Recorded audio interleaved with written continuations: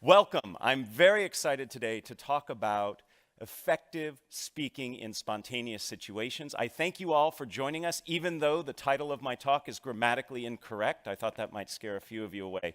But I learned teaching here at the business school, catching people's attention is hard, so something as simple as that I thought might draw a few of you here. So this is going to be a highly interactive and participative workshop today. If you don't feel comfortable participating, that's completely fine, but do know I'm going to ask you to talk to people next to you. There'll be opportunities to stand up and practice some things, because I believe the way we become effective communicators is by actually communicating. So let's get started right away. I'd like to ask you all to read this sentence, and as you read this sentence, what's most important to me is that you count the number of F's that you find in this sentence. Please count the number of F's. Keep it quiet to yourself.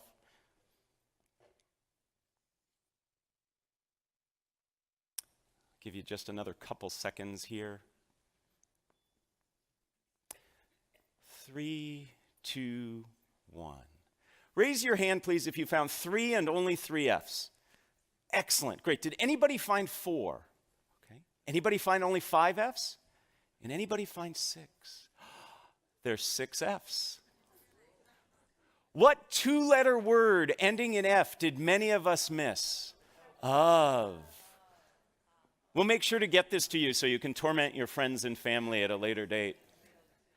When I first was exposed to this over 12 years ago, I only found 3, and I felt really stupid. So I like to start every workshop, every class I teach with this to pass that feeling. No, that's not why I do this.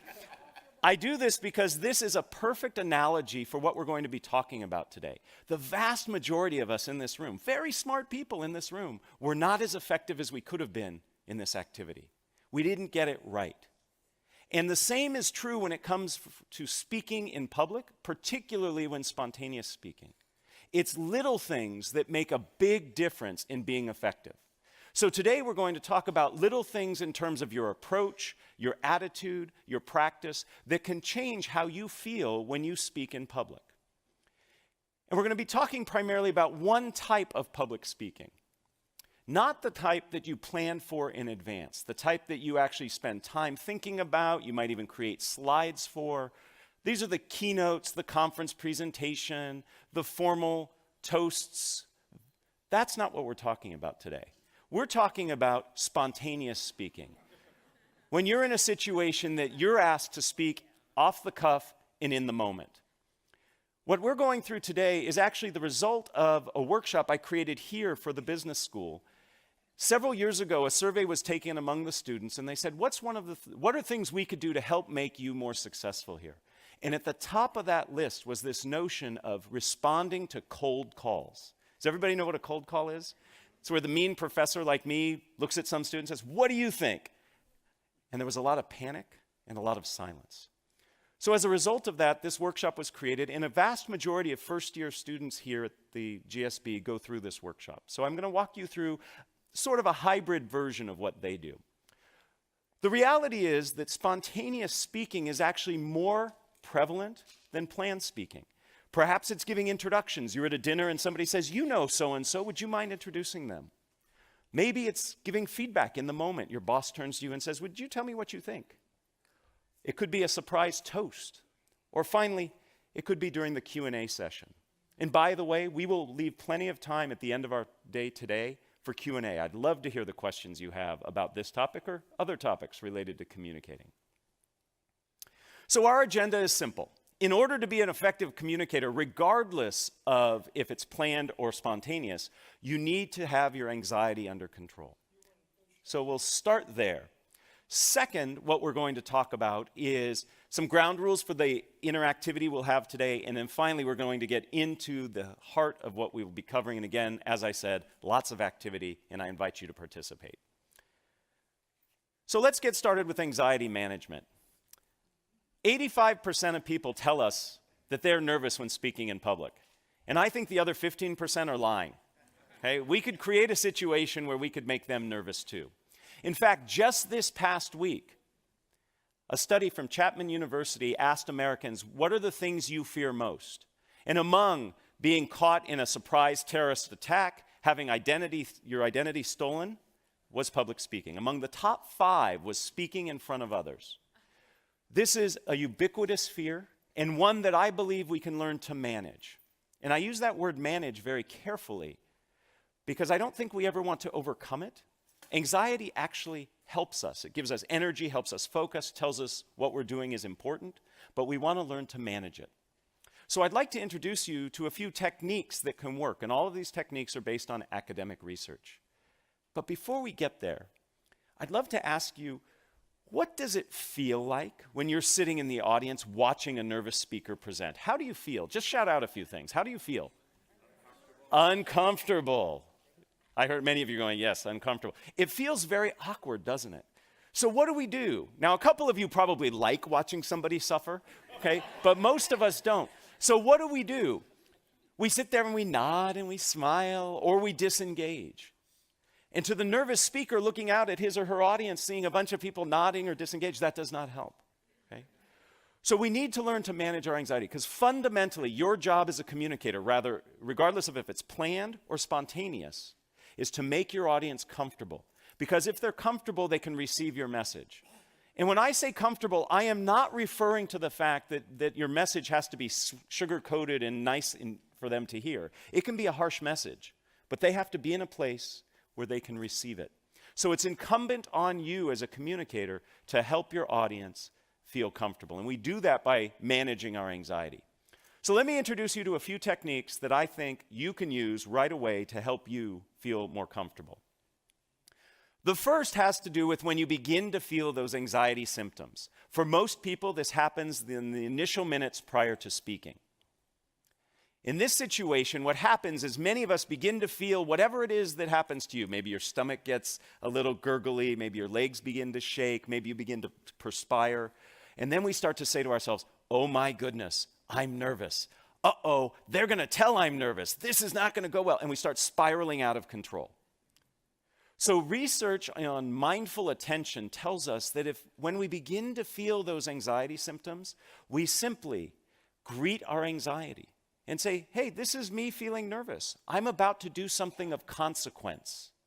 And simply by greeting your anxiety and acknowledging it, that it's normal and natural. Heck, 85% of people tell us they have it. You actually can stem the tide of that anxiety spiraling out of control. It's not necessarily going to reduce the anxiety, but it will stop it from spinning up.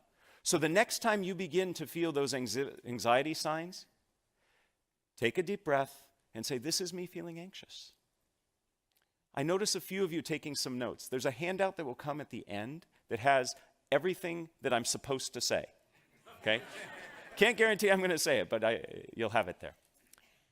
In addition to this approach, a technique that works very well, and this is a technique that I helped do some research on way back when I was in graduate school, has to do with reframing how you see the speaking situation. Most of us, when we are up presenting, planned or spontaneous, we feel that we have to do it right. And we feel like we are performing. How many of you have ever acted, done singing or dancing? I'm not going to ask for performances now. Okay. Many of you have. We should note that we could do next year maybe a talent show of alums. It looks like we got the talent there. That's great. So when you perform, you know that there's a right way and a wrong way to do it. If you don't hit the right note or your right line at the right time, at the right place, you've made a mistake. It messes up the audience. It messes up the people on stage. But when you present, there is no right way. There's certainly better and worse ways, but there is no one right way. So we need to look at presenting as something other than performance. And what I'd like to suggest is what we need to see this as is a conversation. Right now, I'm having a conversation with 100+ people rather than saying I'm performing for you. But it's not enough just to say this is a conversation. I want to give you some concrete things you can do. First, start with questions. Questions by their very nature are dialogic. They're two-way. What was one of the very first things I did here for you? I had you count the number of F's and raise your hands. I asked you a question. That gets your audience involved. It makes it feel to me as the presenter as if we are in conversation. So use questions. They can be rhetorical. They can be polling. Perhaps I actually want to hear information from you. In fact, I use questions when I create an outline for my presentations. Rather than writing bullet points, I list questions that I'm going to answer.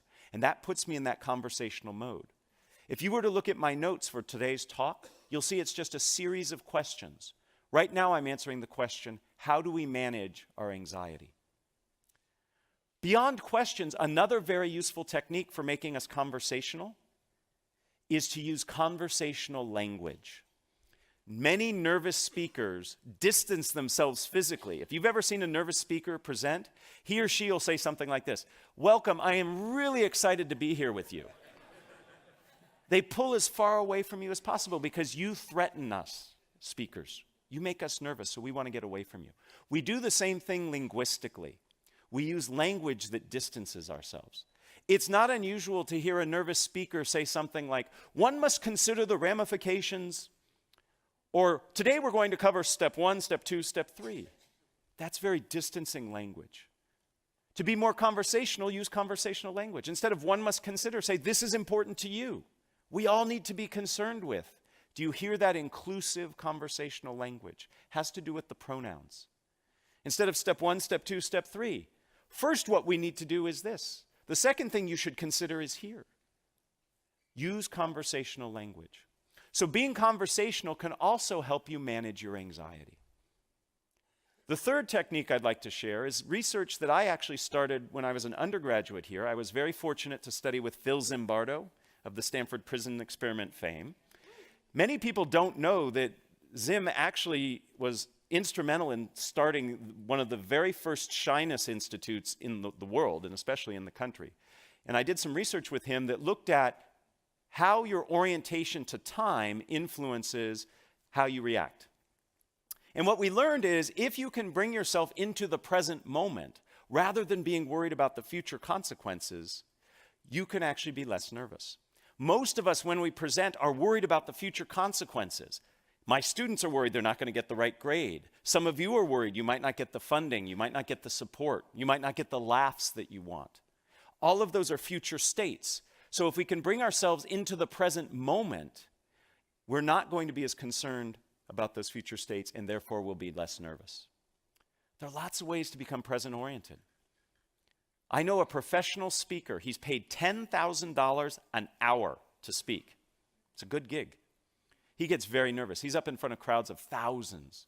Behind the stage, what he does is 100 push-ups right before he comes out. You can't be that physically active and not be in the present moment. Now, I'm not recommending all of us go to that level of exertion because he starts out of breath and sweaty. Okay? But a walk around the building before you speak, that can do it. There are other ways. If you've ever watched athletes perform and get ready to do their event, they listen to music. They focus on a song or a playlist that helps get them in the moment. You can do things as simple as counting backwards from 100 by tough numbers like 17. I'm going to pause because I know people in the room are trying. Yeah. Gets hard after that third or fourth one, I know. My favorite way to get present-oriented is to say tongue twisters. Saying a tongue twister forces you to be in the moment, otherwise you'll say it wrong.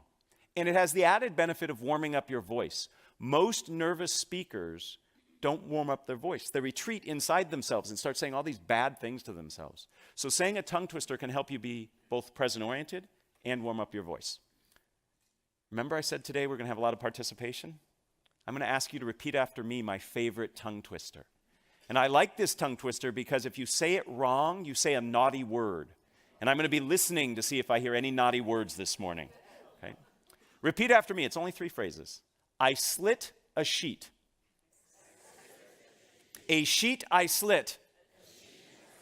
And on that slitted sheet I sit. Oh, very good. No shits. Excellent. Very good. Now, in that moment, you weren't worried about, I'm in front of all these people, this is weird, this guy's having me do this. You were so focused on saying it right and trying to figure out what the naughty word was that you were in the present moment. That's how easy it is. So it's very possible for us to manage our anxiety. We can do it initially by greeting the anxiety when we begin to feel those signs. We can do it when we reframe the situation as a conversation. and we do it when we become present-oriented. Those are 3 of many tools that exist to help you manage your anxiety. If you have questions about other ways, I'm happy to chat with you. And at the end, I'm going to point you to some resources that you can refer to help you find additional sources for you. So let's get started on the core part of what we're doing today, which is how to feel more comfortable speaking in spontaneous situations. Some very simple ground rules for you. First, I'm going to identify 4 steps that I believe are critical to becoming effective at speaking in a spontaneous situation. With each of those steps, I'm going to ask you to participate in an activity. None of them are more painful than saying the tongue twister out loud.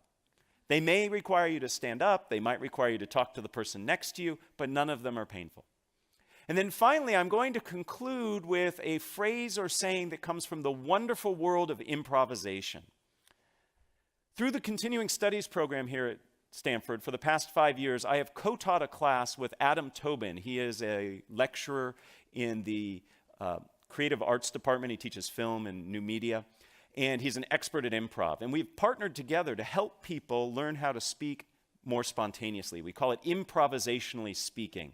And Adam has taught me wonderful phrases and ideas from improv that I want to impart to you that really stick. That's why I'm sharing them with you, to help you remember these techniques. And again, at the end of all this, you'll get a handout that has this listed. So let's get started. The very first thing that gets in people's way when it comes to spontaneous speaking is themselves. We get in our own way. We want to be perfect. We want to give the right answer. We want our toasts to be incredibly memorable. These things are burdened by our effort, by our trying. The best thing we can do, the first step in our process, is to get ourselves out of the way. Easier said than done. Most of us in this room are in this room because we are type A personalities. We work hard, we think fast, we make sure that we get things right. But that can actually serve as a disservice as we try to speak in the moment. I'd like to demonstrate a little of this for you, and I need your help to do that. So we're going to do our first activity. We are going to do an activity that's called Shout the Wrong Name. In a moment, if you are able and willing, I'm going to ask you to stand. And I'm going to ask you for about 30 seconds to look all around you in this environment, and you are going to point at different things. And I know it's rude to point, but for this exercise, please point. I want you to point to things, and you are going to call the things you are pointing to out loud anything but what they really are. So I might point to this and say refrigerator. I might point to this and say cat. I am pointing to anything in your environment around you. It can be the person sitting next to you, standing next to you. You will just shout, and shouting is important, the wrong name. So in a moment, I'm going to ask you to stand and do that. Please raise your hand if you already have the first 5 or 6 things you're going to call out. Yeah, that's what I'm talking about. We stockpile. You all are excellent game players. I told you the game. Shout the wrong name. And you have already begun figuring out how you're going to master the game. That's your brain trying to help you get it right. I'd like to suggest the only way you can get this activity wrong is by doing what you've just done. Okay? There is no way to get this wrong. Okay? Even if I call this a chair, no penalty will be bestowed upon you. Okay? Because I won't know what you were pointing at. You could have been pointing at the floor under the chair, and you called the floor the chair, and you were fine. The point is, we are planning and working to get it right, and there is no way to get it right. Just doing it gets it right. Okay, so let's try this now. We're going to play this game twice. Again, it's for 30 seconds. If you are willing and able, will you please stand up? You can do this seated, by the way, but if you're willing and able, let's stand up.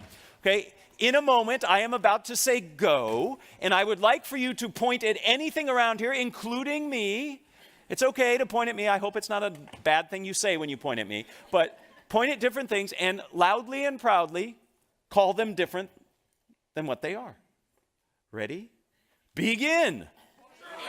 Porcupine, California, salt shaker, car, library, tennis racket, purple, orange, putrid. Hello. Time.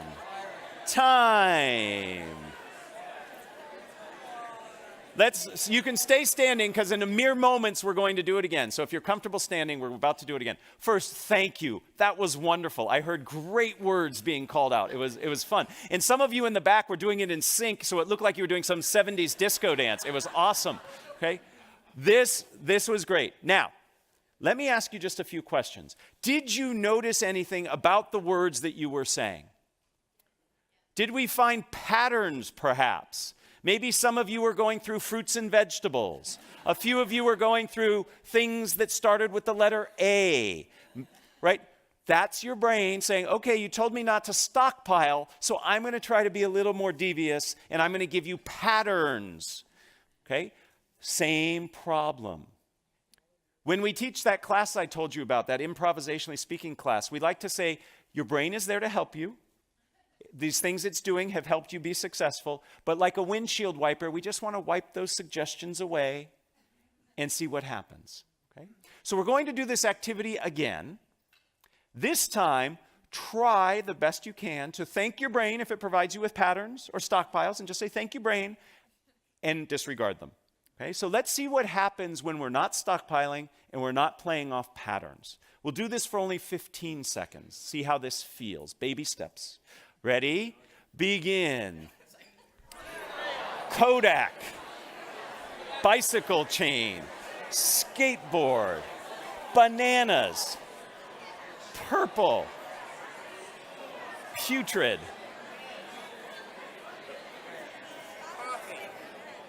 Time. Please have a seat. Thank you again. Did you notice a difference between the second time and the first time? Yes. Was it a little easier that second time? No. That's okay. We're just starting. These skills are not like a light switch. It's not like you learn these skills and then all of a sudden you can execute on them. This is a wonderful game. This is a wonderful game to train your brain to get out of its own way. You can play this game anywhere, anytime. I like to play this game when I'm sitting in traffic. Makes me feel better. I shout things out. They're not the naughty things that I want to be shouting out, but I shout out things and it helps. You're training yourself to get out of your own way. You're working against the muscle memory that you've developed over the course of your life with a brain that acts very fast to help you solve problems. But in essence, in spontaneous speaking situations, you put too much pressure on yourself trying to figure out how to get it right. So a game like this teaches us to get out of our own way. It teaches us to see the things that we do that prevent us from acting spontaneously. In essence, we are reacting rather than responding. To react means to act again. You've thought it and now you're acting on it. That takes too long and it's too thoughtful. We want to respond in a way that's genuine and authentic. So the maxim I would like for you to take from this, and again, these maxims come from improvisation, is one of my favorite: dare to be dull. And in a room like this, telling you dare to be dull is offensive, and I apologize. But this will help. Rather than striving for greatness, dare to be dull. And if you dare to be dull and allow yourself that, you will reach that greatness. It's when you set greatness as your target that it gets in the way of you ever getting there. Because you over-evaluate, you over-analyze, you freeze up. So the first step in our process today is to get out of our own way. Dare to be dull. Easier said than done, but once you practice, and a game just as simple as the one we practiced is a great way to do it. But that's not enough. Getting out of our own way is important, but the second step of our process has us change how we see the situation we find ourselves in. We need to see the speaking opportunity that we are a part of as an opportunity rather than a challenge and a threat. When I coach executives on Q&A skills, when they go in front of the media or whatever, investors, they see it as an adversarial experience, me versus them. And one of the first things I work on is change the way you approach it. A Q&A session, for example, is an opportunity for you. It's an opportunity to clarify. It's an opportunity to understand what people are thinking. So if we look at it as an opportunity, it feels very different. We see it differently, and therefore we have more freedom to respond. When I feel that you are challenging me, I am going to do the bare minimum to respond and protect myself. If I see this as an opportunity where I have a chance to explain and expand, I'm going to interact differently with you. So spontaneous speaking situations are ones that afford you opportunities. So when you're at a corporate dinner and your boss turns to you and says, "Oh, you know him better than the rest. Would you mind introducing him?" You say, "Great, thank you for the opportunity," rather than, right? I better get this right. So see things as an opportunity. I have a game to play to help us with this. This is a fun one. The holidays are approaching. We all in this room are going to give and receive gifts. Here's how this game will work. It works best if you have a partner. So I'm hoping you can work with somebody sitting next to you. If there's nobody sitting next to you, you turn around, introduce yourself, great way to connect. If not, you can play this game by yourself. It's just a little harder and you can't do the second part of the game. So after I explain the game, this gives you a chance to get to know somebody. Here's how it works. If you have a partner, you and your partner are going to exchange imaginary gifts. Okay? Pretend you have a gift. It can be a big gift, it can be a small gift. And you will give your gift to your partner. Your partner will take the gift and open it up and will tell you what you gave them. Because you just gave them a gift. So you are going to open up the box and you're going to look inside and you are going to say the first thing that comes to your mind in the moment. Not the thing you have all just thought of. Or the thing after that. Remember what we talked about before? That still plays. That's still in play. Okay, you're stockpiling. Look in there. My favorite that I said, somebody gave me a gift during playing this game. I looked inside and I saw a frog leg. I don't know why I saw a frog leg, but that's what I said. That's the first part of the activity. Now, the opportunity is twofold in this game. The opportunity is for you, the gift receiver, to name a gift. That's kind of fun. That's an opportunity. It's not a threat.